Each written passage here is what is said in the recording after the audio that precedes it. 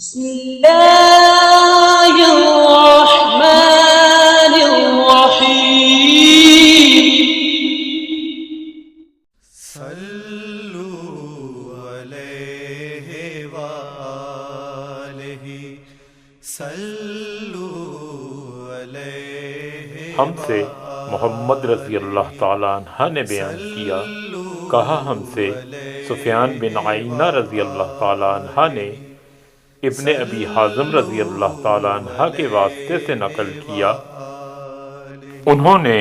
سہل بن سعد الساعدی رضی اللہ تعالیٰ عنہ سے سنا کہ لوگوں نے ان سے پوچھا، اور میں اس وقت سہل رضی اللہ تعالیٰ عنہ کے اتنا قریب تھا کہ میرے اور ان کے درمیان کوئی دوسرا حائل نہ تھا کہ رسول اللہ صلی اللہ علیہ وآلہ وسلم کے احد کے زخم کا علاج کس دوا سے کیا گیا تھا۔ انہوں نے کہا کہ اس بات کا جاننے والا اب مجھ سے زیادہ کوئی نہیں رہا۔ علی رضی اللہ تعالیٰ اپنی ڈھال میں پانی لاتے اور فاطمہ رضی اللہ تعالیٰ آپ صلی اللہ علیہ وآلہ وسلم کے منہ سے خون دھوتی، پھر ایک بوریہ کا ٹکڑا جلایا گیا اور آپ صلی اللہ علیہ وآلہ وسلم کے زخم میں بھر دیا گیا۔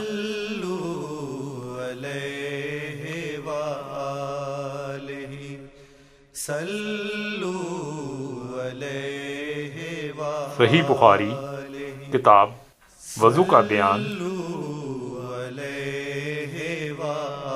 باب عورت کا اپنے باپ کے چہرے سے خون دھونا جائز ہے، حدیث نمبر 243۔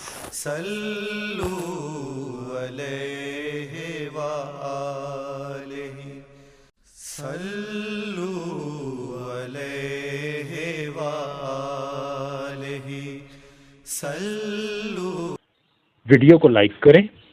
چینل کو سبسکرائب کریں اور گھنٹی کے نشان کو آل پر سیٹ کریں